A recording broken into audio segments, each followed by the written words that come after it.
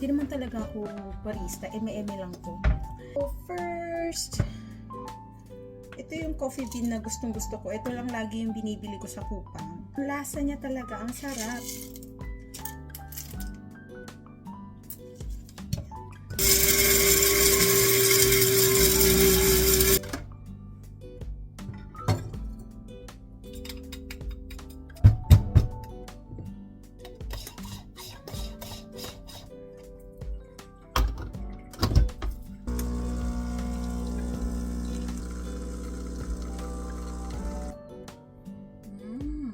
Mas prefer kong mag-hot latte.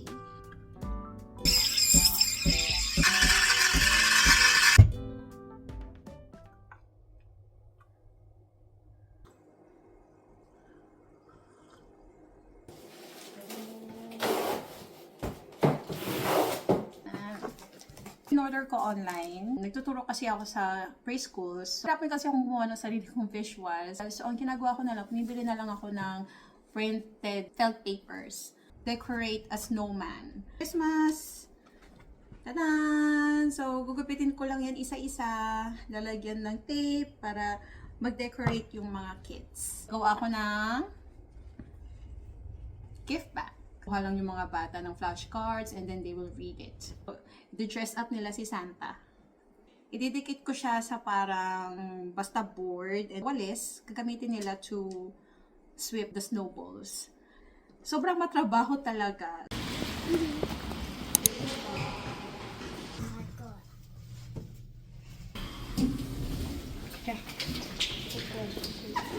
Ayun eh.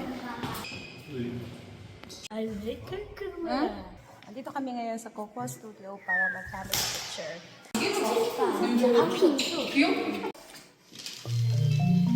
Wow!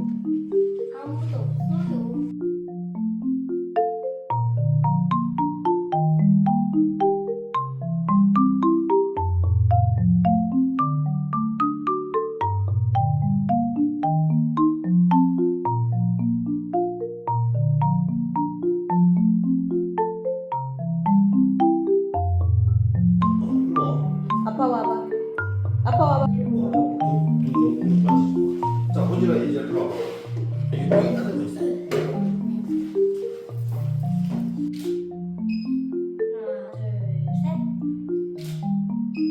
뭐야 이거?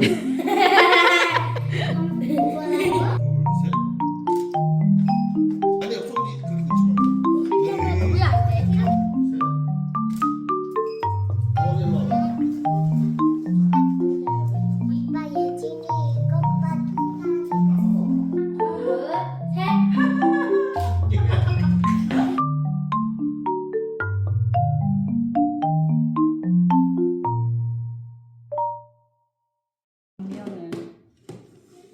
끝나지 뭐.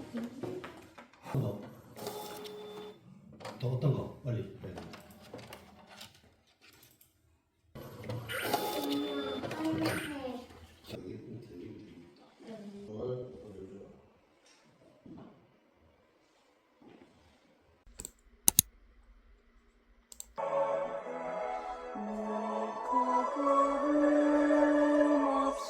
(4월 22일은) 지구의 날입니다.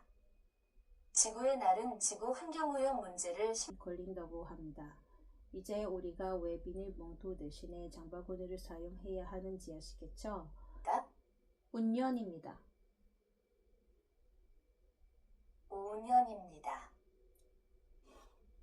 madalas kong pinupuntahang channel is yung kay Ain in Korea. Nagsishare siya ng mga possible questions every week. Pinaka-challenge ko talaga ngayong taon itong tapusin na tong citizenship na to. Sobrang nakaka-stress. Ayoko na siyang ulitin pa kasi ayoko na. Suko na ako.